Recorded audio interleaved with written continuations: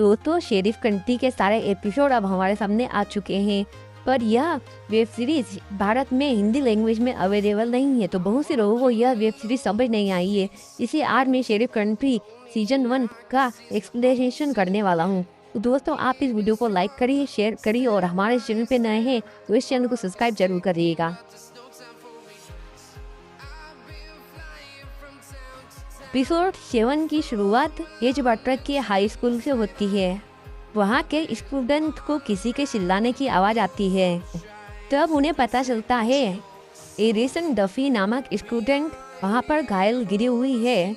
उसकी यह हालत देखकर स्टूडेंट समझ जाते हैं कि उसके साथ किसी ने गंभीर तरीके से मारपीट की है। सीन शिफ्ट होता है, फिर ट्रेविस मिक्की के घर पर आता है।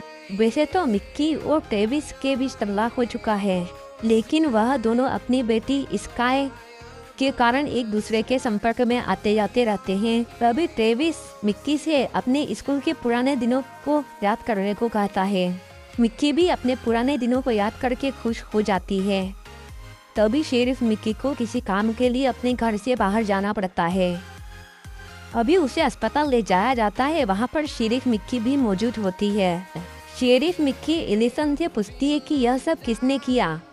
तब एलिसन घायल होने के कारण इसका जवाब नहीं दे पाती है और मिक्की को ऐसा लगता है कि एलिसन कुछ और भी छुपा रही है। दूसरी तरफ डिप्टी बून अपनी पत्नी नोरा के साथ शूटिंग प्रैक्टिस पर जाता है। इन दोनों के बीच रोमांटिक केमिस्ट्री दिखाई जाती है।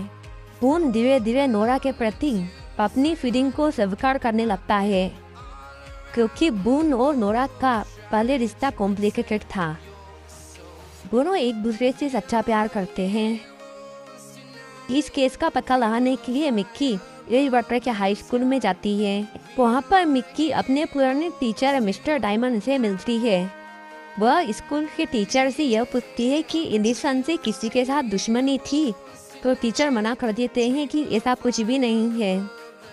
तभी स्कूल के कुछ स्टूडेंट मोबाइल में वीडियो देख रहे होते हैं। फिर मिस्टर डायमंड उन स्टूडेंट से वह मोबाइल ले लेते हैं। उस वीडियो में एलिसन की बेस्ट फ्रेंड ड्रेसी लैंडर्स उसे मारती हुई दिखाई देती है। इसे शुरुआत में ऐसा लगता है कि ड्रेसी ही अटैकर है। तब मिक्की सोचती है कि ड्रेसी ने एलिसन को मारा। आखिर उन दोनों के बीच ऐसा क्या हुआ? और सबसे बड़ी बात, एलिसन ड्रेसी को बचाने की कोशिश क्यों कर रही है? इसलिए वह ड्रेसी के पेरेंट्स को वहाँ पर बुलाती है। तो ड्रेसी के पिता मिक्की को बताते हैं कि मिस्टर डायमंड कई बार ड्रेसी को उसके घर और उसके काम की जगह तक छोड़कर जाते हैं। मिस्टर डायमंड ड्रेसी पर बहुत जरूरत से ज़्यादा पैसा खर्च करते हैं। डायमंड ने ड्रेसी की स्कूल सप्लाईज खरीदने में भी मदद की थी। वो डायमंड का कहना है कि ड्रेसी के परिवार के पास पैसे नहीं है, इसलिए उन्होंने ड्रेसी की मदद की। तब मिक्की सोचती है कि आखिर लड़ाई की क्या वजह हो सकती है। जहाँ पर एलिसन और ड्रेसी की लड़ाई हुई थी, वहाँ पर मिक्की थोड़े बहुत सबूत ढूंढना शुरू कर देती है। तभी उसे वहाँ पर एक लॉकेट मिलता है। फिर मिक्की को धीरे धीरे पता लगता है कि ड्रेसी और एलिसन जिस लड़के के लिए लड़ रही थी, वह स्कूल का गार्डियन काउंसलर गेरी वायलेंड था। वह उन दोनों लड़कियों को अलग अलग गिफ्ट देकर उनका फायदा उठाता था। बाद में मिक्की को समझ आता है कि एलिसन पर हुआ हमला सिर्फ दो लड़कियों की आपस में लड़ाई नहीं थी, इसके पीछे गेरी का हाथ था। फिर दोनों लड़कियां आपस में शांत हो जाती है। तब ड्रेसी मिक्की से अकेले में मिलती है और उससे माफ़ी मांगती है। तब मिक्की उसे समझाकर माफ़ कर देती है। एपिसोड के बीच में एक घटना होती है।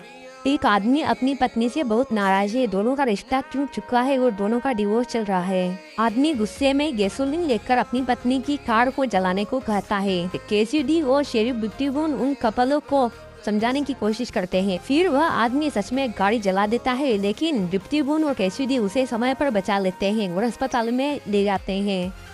इस घटना से कैसिडी पर इमोशनल असर पड़ता है, क्योंकि उसे एहसास होता है कि और टूटे हुए रिश्ते इंसान को कितनी खतरनाक स्थिति तक पहुंचा सकते हैं। फिर डिप्टी बून अपनी पत्नी नोरा के पास आता है और वो दोनों एक दूसरे को किस करने लगते हैं। यहाँ पर इन दोनों के बीच हमें एक बार फिर से रोमांटिक सीन दिखाया जाता है। सीन शिफ्ट होता है। फिर मिक्की और ट्रेविस स्कूल के जिम में आते हैं। जिम को पुराने डांस की तरह सजाया होता है। दोनों अपने पुराने समय को याद करते हैं और एक दूसरे के साथ डांस करते हैं।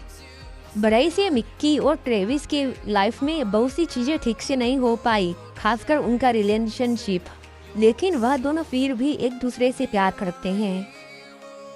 यह सिर्फ एक नॉर्मल डांस ही नहीं होता, यह दोनों के लिए अपने पुराने अधूरे पल को दोबारा जीने जैसा है। मिक्की इमोशनल हो जाती है। ट्रेविस के लिए उसकी फीलिंग पूरी तरह से खत्म नहीं हुई है। तो दोस्तों, यह थी शेरिफ कंट्री के एपिसोड की एक छोटी सी एक्सप्लेनेशन वीडियो। यदि आपको यह वीडियो पसंद आती हो तो इस वीडियो को लाइक करिए, शेयर करिए और हमारे चैनल पर नए हैं तो इस चैनल को सब्सक्राइब जरूर करिएगा। मैं आगे की वीडियो भी ऐसे ही लाता